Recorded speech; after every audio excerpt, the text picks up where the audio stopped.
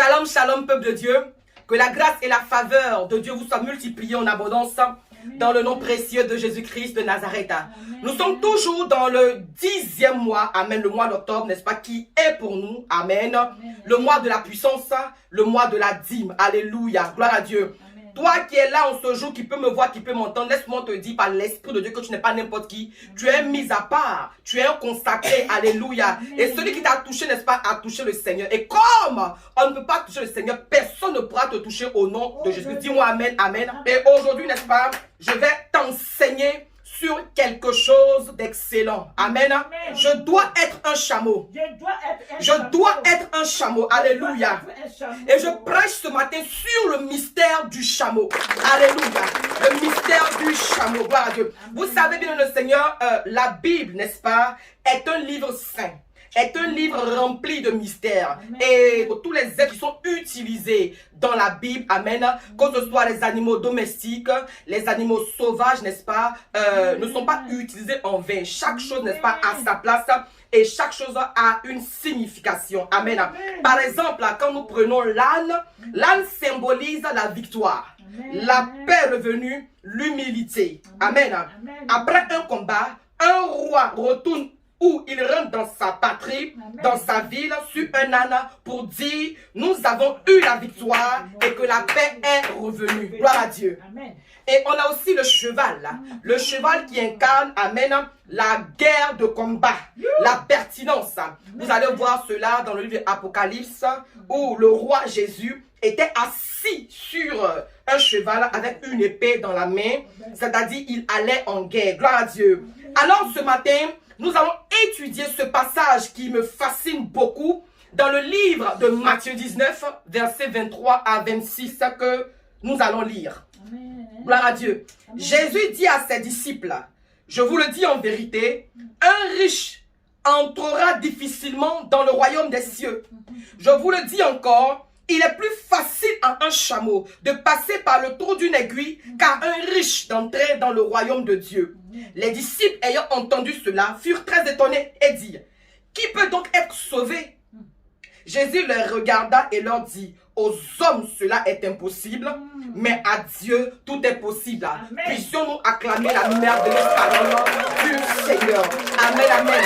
Gloire à Jésus-Christ de Nazareth. Alors, de quoi il s'agit dans ce merveilleux chapitre que je vous encourage à lire et à méditer? Je crois que le Saint-Esprit vous parlera sur beaucoup de choses au nom de Jésus. Alors, après la transfiguration, le Seigneur était dans une sainte communion, dans une sainte connexion avec son Père.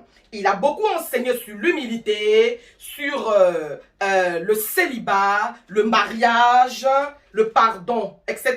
Amen. Il se rendait donc au-delà du Jourdain à Jérusalem. Les pharisiens l'éprouvaient beaucoup et ils passèrent leur temps, n'est-ce pas, à poser des questions pièges à Jésus. Mais Jésus-Christ les enseignait. Amen.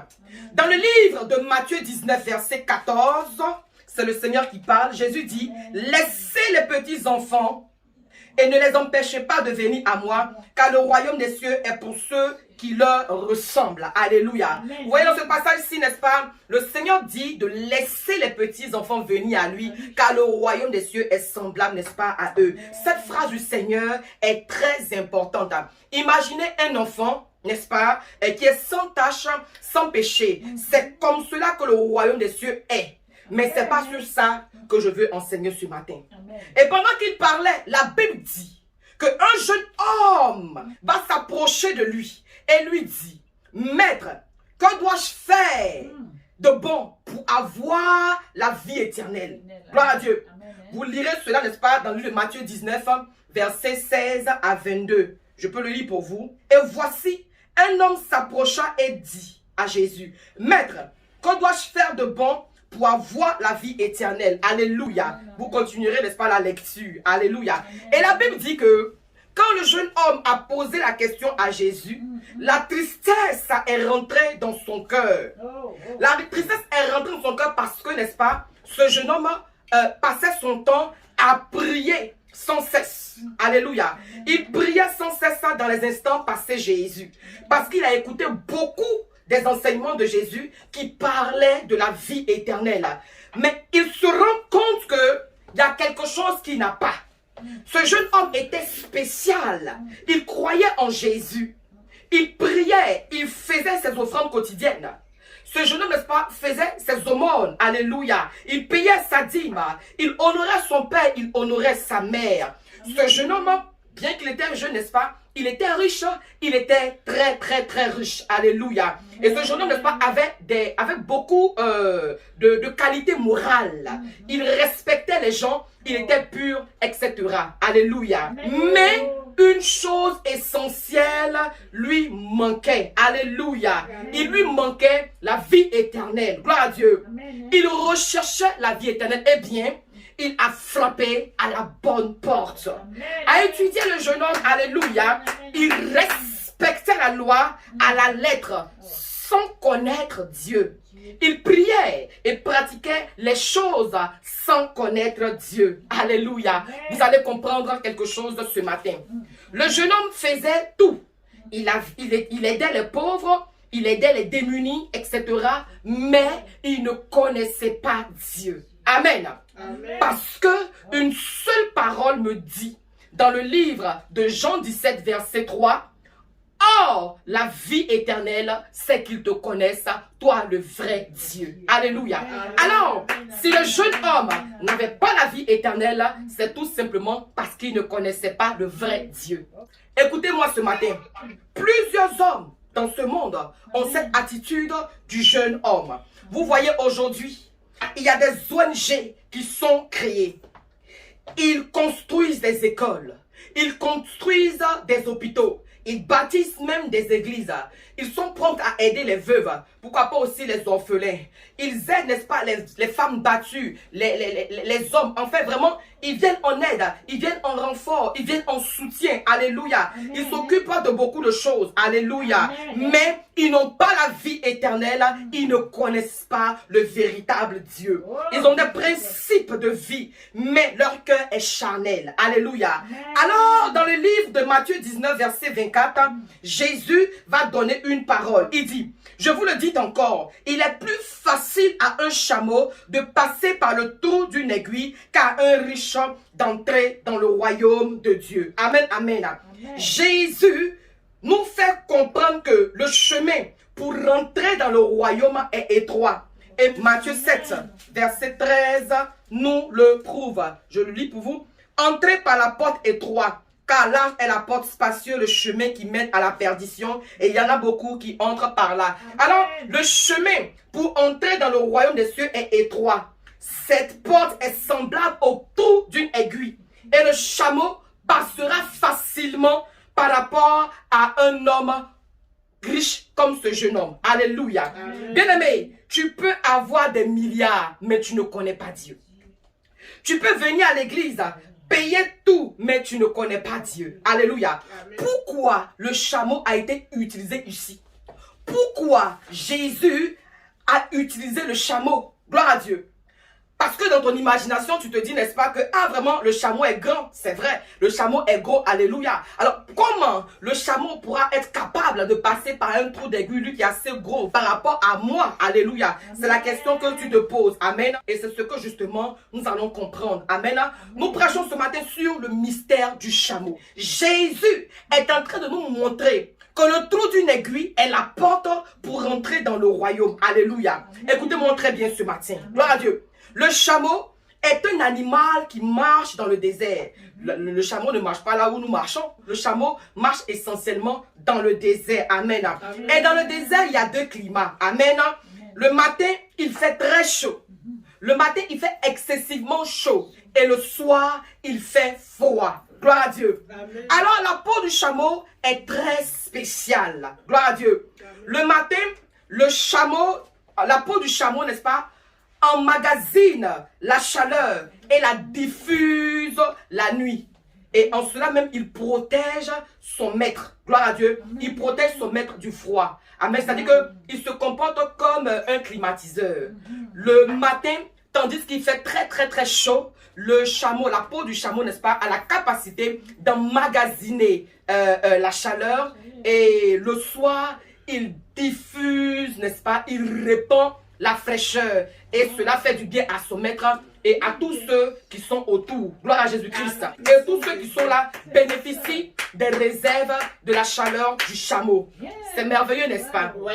Regardez un peu comme les enfants d'Israël où effectivement ils marchaient dans le désert. Le jour, ils voyaient la nuée et le soir, ils voyaient la colombe de feu. Donc écoute-moi ce matin, quel que soit le désert que tu traverseras, Dieu se manifestera le jour et la nuit.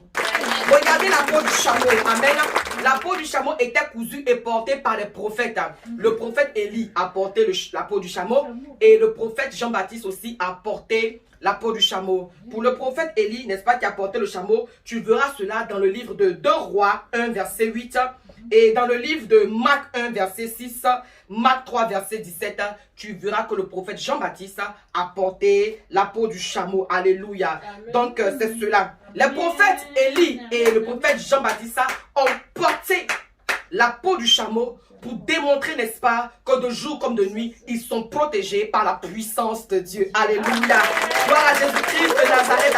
Et sachez, n'est-ce pas, aussi que la peau du chameau symbolise symbolise la repentance et l'humilité. Amen. Le chameau porte un bagage. Le chameau porte un bagage, il porte un fardeau qui n'est pas à lui. Est-ce que là, vous êtes en train de me suivre maintenant? Est-ce que je peux avancer? Est-ce que je peux progresser? Est-ce que je peux accélérer? Alléluia. Gloire à Jésus-Christ de Nazareth.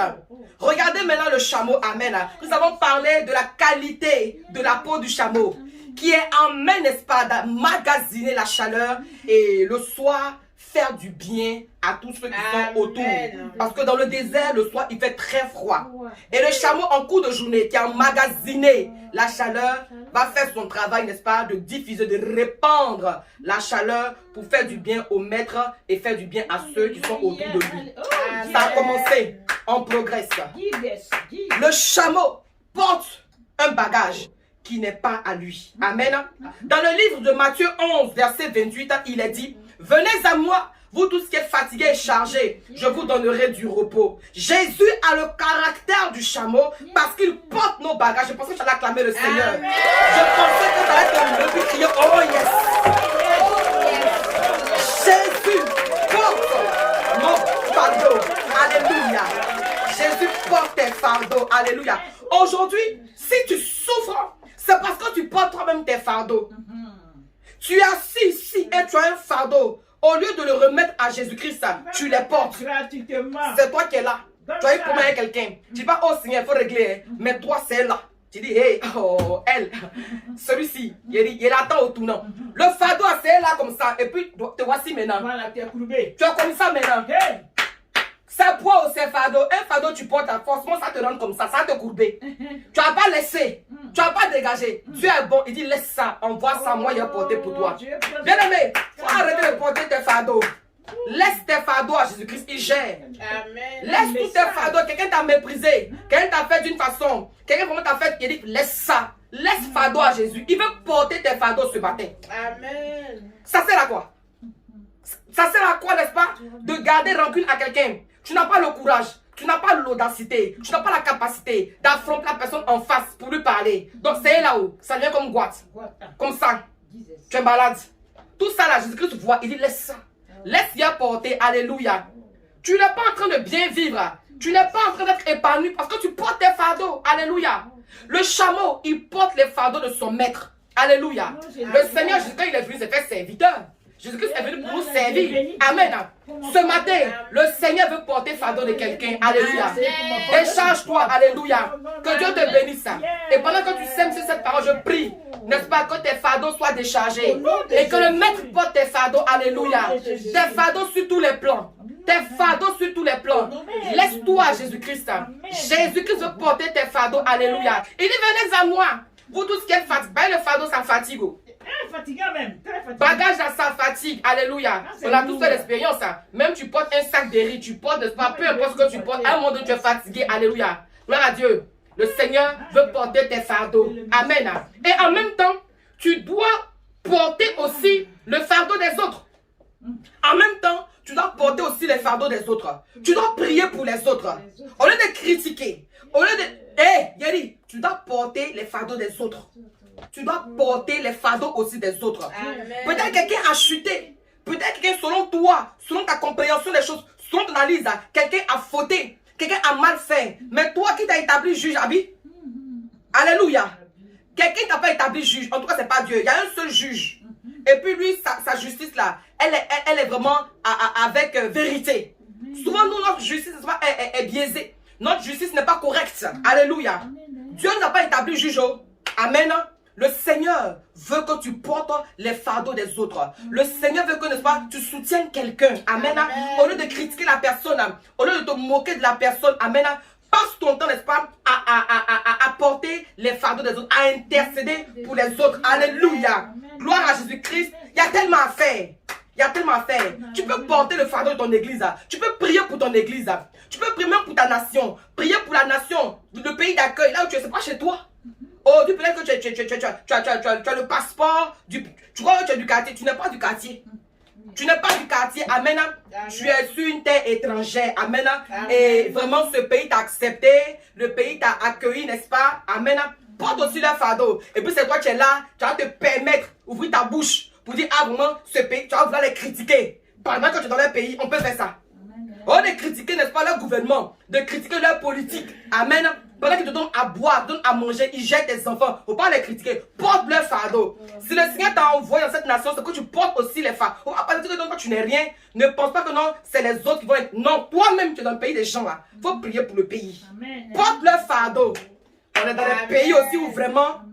On est dans le pays où, n'est-ce pas, où vraiment, comment on dit, gay là, l'homosexualité est développée. Oh, de les juger, de les critiquer là. Amen. On peut vraiment prier aussi pour eux. Hein? On peut prier pour eux. On n'a pas à juger. Oh, alléluia. Voilà. Tu vois le chameau. Quand on met bagage sur son dos, est-ce que lui il se plaint? Il porte ça vraiment à merveille. Il est fier même de porter. Alléluia. Jésus-Christ a porté nos fardeaux. On peut dire que, n'est-ce pas, il a porté notre croix. Et comme un agneau, n'est-ce pas, muet, il n'a pas parlé. On peut faire ça. Mais toi, aujourd'hui, on te donne 1 heure ou bien 30 minutes. Connecte-toi pour prier pour intercéder. C'est impossible. Est-ce que je parle à quelqu'un? Amen.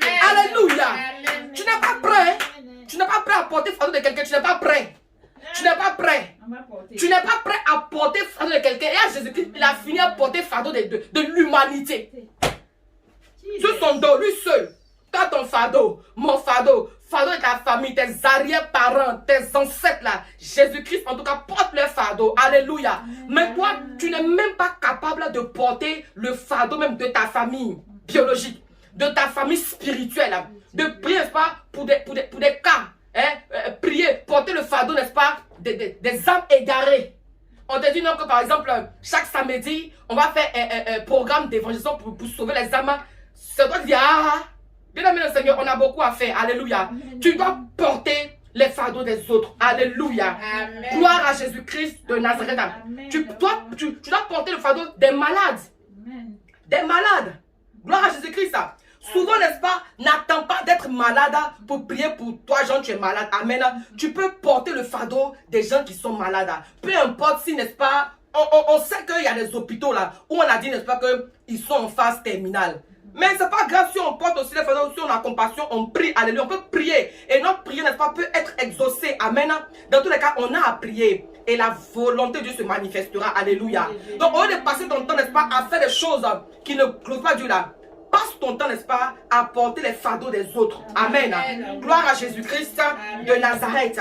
Oui. Et quand tu le feras, n'est-ce pas, tu auras le caractère du chameau. Amen. Le chameau à lui seul 4 estomacs. Et le chameau, n'est-ce pas, boit à lui seul 240 litres d'eau. Wow. Amen. Le mystère du chameau. Amen. Bien, mais suis-moi ce matin. Alléluia. C'est un enseignement. Amen. On a besoin d'être enseigné. Amen. Amen. Afin d'être édifié, afin d'être transformé. Amen. Les enseignements ne viennent pas pour condamner, non. Jésus-Christ, d'ailleurs, quand il est venu, il n'est pas venu pour condamner. Il a passé son temps à enseigner. Amen. Et quand on t'enseigne, tu t'assois. T'assois, on t'enseigne, tu comprends. Et puis là, tu vois, tu rectifies ce qu'il y a à rectifier. Alléluia. Amen. Gloire à Jésus-Christ de Nazareth. Amen. Le chameau a 4 estomacs. Et il boit à lui seul 240 litres d'eau. Amen. Et ces 4 estomacs, n'est-ce pas, sont des réserves d'eau. Et quand l'eau manque dans le désert, il peut en donner à son maître. Le chameau, il a 4 estomacs. Il boit 240 litres d'eau environ. Et il vit dans le désert. Alléluia. Et l'eau, il a bu là, n'est-ce pas? Il a ça aussi en réserve. Et quand l'eau manque, n'est-ce pas? Il a la capacité de produire de l'eau pour en donner à son maître. Alléluia. Oh, l'eau, c'est la parole. Alléluia. Qu'il te faut boire. L'eau, c'est la parole qu'il te faut boire. Alléluia. C'est la parole qui nous délivre. C'est la parole qui nous affranchit. Et rien n'a été créé en dehors de la parole. Alléluia. Gloire à Jésus-Christ de Nazareth. Amen. Oui, la parole nous délivre dans les moments difficiles. Il faut que tu boives l'eau. Il faut que tu boives l'eau comme le chameau. Alléluia. Il faut que tu boives l'eau comme le chameau. Alléluia. C'est vrai, aujourd'hui, n'est-ce pas, on nous dit qu'on doit boire environ 1,5 litre d'eau, sinon 2 litres d'eau. Tu vois comment l'eau est, comment c'est important, comment c'est essentiel de boire de l'eau. Si tu peux boire, n'est-ce pas, plus que 2 litres d'eau, pourquoi pas boire? Mais je vais dire ça, c'est physiquement parlant. Mais spirituellement parlant, l'eau représente, n'est-ce pas, la parole. Donc comprends que tu as besoin de t'abreuver avec la parole de Dieu. C'est pas quelque chose qu'on doit, n'est-ce pas, débattre. C'est pas quelque chose qu'on doit discuter. Le Seigneur dans sa préscience nous dit dans Josué 1 verset 8 que ce livre de la loi ne s'éloigne point de toi. Médite-le jour et nuit afin de réussir dans toutes tes activités. Quand quelqu'un tu manques d'eau, c'est inquiétant. Quand quelqu'un tu manques d'eau, on dit que tu es déshydraté. C'est-à-dire que tu as un problème, tu as une carence. Donc quand tu manques aussi de la parole, n'est-ce pas, l'eau qui représente la parole, il y a un problème. Il y a un dysfonctionnement en toi. Alléluia. Gloire à Jésus-Christ de Nazareth. Mais comprends que c'est très important pour toi de t'abreuver de la parole de Dieu. Alléluia. Quand tu connais la parole t'affranchit, elle te rend libre. Osée 4 nous dit que par manque de connaissance, le peuple périt. Quand tu n'as pas la parole, tu péris. Alléluia. Et donc du coup, n'est-ce pas, tu es en ballottage. On te dit n'importe quoi, n'importe qui te parle. Et puis comme tu n'es pas, n'est-ce pas, tu n'as pas la parole, tu ne sais pas ce qu'il convient de faire. Amen. Je vous encourage, n'est-ce pas, à tourner vos regards dans la parole du Seigneur, à méditer quotidiennement la parole du Seigneur. Amen. Alléluia. Bien, le Seigneur, il te faut aussi, pendant que tu bois l'eau, pendant que tu t'abreuves de la parole de Dieu, il te faut aussi partager la parole. Il te faut donner de l'eau. Il te faut, n'est-ce pas, partager la parole autour de toi. Alléluia. C'est important. C'est important. Tu dois aussi donner la parole aux autres. Tu dois aussi, n'est-ce pas, donner l'eau, n'est-ce pas, à tes amis, à ta famille, à tes connaissances. Tu dois donner la parole aux autres. Alléluia. Regardez comment Rebecca a pu se marier. Lorsque Abraham, qui avait pour fils Isaac, va demander à son serviteur, n'est-ce pas, Éléazar, de partir dans un pays pour ramener une épouse à son fils Isaac. Amen. Lorsque Sarah, la mère de Isaac, n'est-ce pas, était décédée, Isaac était tout malheureux. Alléluia. Donc Abraham, son père, va appeler son serviteur le plus ancien, Éléazar, pour lui demander d'aller dans un pays pour lui ramener une femme à son fils Isaac. Alléluia. Gloire à Jésus-Christ de Nazareth. Et lorsque Éléazar, n'est-ce pas, va partir, il va rencontrer Rebecca. Il va rencontrer Rebecca qui était, n'est-ce pas, au bord du puits. Amen. Et il a fait sa prière. Il a donné ses critères. Alléluia. Et il va lui demander de l'eau à boire. Non seulement le serviteur demande de l'eau à boire à la servante Rebecca, gloire à Dieu, et il va aussi lui demander, est-ce que tu peux donner de l'eau à boire à mes chameaux? Bien aimé, c'est pas donner de l'eau à boire, n'est-ce pas, à un poulet ou à un cheval ou je ne sais, à un coquin. Mais le serviteur demande à Rebecca de donner de l'eau à boire à ses chameaux. En temps, c'est pas un seul chameau. Et souvenons-nous, n'est-ce pas, que le chameau boit 240 litres d'eau. Donc imaginez s'il avait 10 chameaux, parce que ces chameaux-là ont porté des présents, ont porté des fardeaux. Alléluia. Et il demande à la servante Rebecca de donner de l'eau à boire à ses chameaux. Qu'est-ce qui s'est passé? Rebecca, n'est-ce pas, a donné de l'eau à boire à tous les chameaux du serviteur. Alléluia. Gloire à Jésus-Christ de Nazareth. Oui, Rebecca a donné de l'eau à boire à tous les chameaux du serviteur. Amen, amen. Et aussi, précisons que les puits dans les déserts, les puits, pardon, sont profonds. Dans tout cas, tout puits est profond. Donc, imaginez la profondeur de ce puits-là. Amen. Mais Rebecca, sans murmurer, avec même beaucoup de joie, alléluia, regardez sa culture. Elle a puisé l'eau et en a donné, n'est-ce pas, à tous les chameaux. Quel amour! Quel amour! Amen! Quelle sollicitude! Amen, amen! Elle a partagé l'eau. Elle a partagé la parole à tous. Alléluia! Alors écoutez-moi, dans les moments difficiles, dans le désert, c'est la parole qui nous délivre. C'est la parole qui nous délivre. Alléluia! C'est la parole qui nous délivre. Et d'ailleurs, dans le livre de Luc 4, la Bible dit que c'est avec la parole que Jésus-Christ s'est détaché, s'est dégagé de Satan. On se souvient du combat. Après que Jésus-Christ ait reçu son baptême, la Bible dit qu'il était transporté, conduit dans le désert.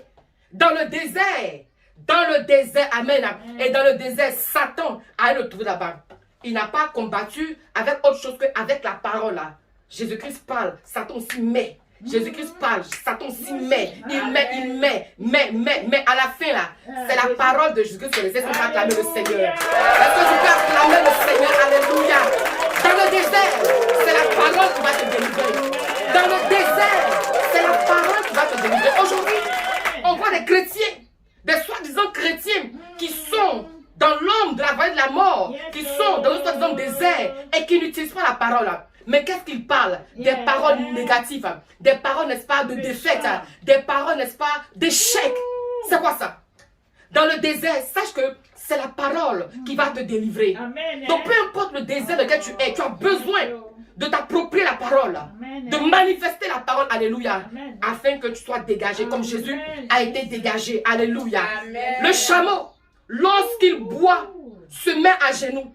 Le chameau, lorsqu'il mange, il se met à genoux. Lorsqu'il dort, il se met à genoux. Amen. C'est pour cela d'ailleurs que vous allez voir, le chameau n'a pas de poils sur ses genoux. Il n'a pas de poils sur ses genoux. Amen. Parce que, n'est-ce pas, c'est la puissance de la prière. Les genoux à terre symbolisent l'humilité et la prière. Les genoux à terre symbolisent l'humilité et la prière. Amen. Si tu veux passer par le trou d'une aiguille, sois humble. Si tu veux passer par le trou d'une aiguille, sois humble. Si tu veux passer par le trou d'une aiguille, sois humble. Et une vie de prière, alléluia. Parce que l'humilité précède la gloire. Et Dieu résiste aux orgueilleux. Et on sait tous qui est le père des orgueilleux, il n'y en a pas deux. C'est Satan. Dieu résiste aux orgueilleux, mais il fait grâce aux humbles. Tu veux passer par le trou d'une aiguille, il va falloir que tu manifestes l'humilité. Il va falloir que tu sois humble. Alléluia. L'humilité te fera rentrer dans la grandeur. L'humilité te fera rentrer dans la gloire. L'humilité te fera rentrer dans ta destinée. Et c'est quelque chose que moi j'ai expérimenté. Parce qu'on me l'a dit. Il y a des personnes que tu ne peux pas approcher. Mais quand tu sais te comporter, quand tu sais avoir une attitude d'humilité, bien aimé, il y a des portes qui sont ouvertes. Alléluia. Un grand, c'est pas un petit. Il est grand, mais il est grand, il s'est formé, il s'est bâti. Toi, tu es petit aujourd'hui. Tu veux approcher le grand. Mais aie un comportement humble. Mais c'est toi, tu n'es pas encore quelque chose. Tu n'es pas encore, te voici maintenant. C'est pas comme ça. Donc tu veux lui résister. Alléluia. Tu veux tenir tête au grand. Mais toi, il ne fait rien avec toi. Un grand, on s'approche auprès d'un grand avec égard. On s'approche d'un grand avec respect. On s'approche d'un grand, n'est-ce pas, avec beaucoup d'humilité. Ça n'a rien à voir, n'est-ce pas, avec l'humiliation. L'humilité est différente de l'humiliation. Alléluia. Lui, il est grand, il t'a rien fait. C'est toi qui veux quelque chose. Alléluia. Donc tu viens avec beaucoup d'humilité. Et tu veux que cette humilité t'ouvrira des portes. Amen, amen. Gloire à Dieu. Parce que si la confrontation à ces choses, c'est gâté. Amen, amen. L'humilité t'ouvrira de très grandes portes. L'humilité t'ouvrira les portes de ta destinée. Pour certains, parce qu'ils ont été humbles. Pour certains, parce que, n'est-ce pas, ils ont su se comporter. Pour certains, parce qu'effectivement, ils ont su s'abaisser. Il y a des grandes portes qui l'ont été ouvertes. Alléluia. Amen. Gloire à Jésus-Christ de Nazareth. Amen. Sache être humble. Amen. Et sache prier. Amen. Sache être humble et sache prier. Alléluia. Amen. Regardez le chameau. Il a une bosse. C'est la graisse qui est dans la bosse. Si vous cassez la bosse du chameau, vous allez voir la graisse. Alléluia.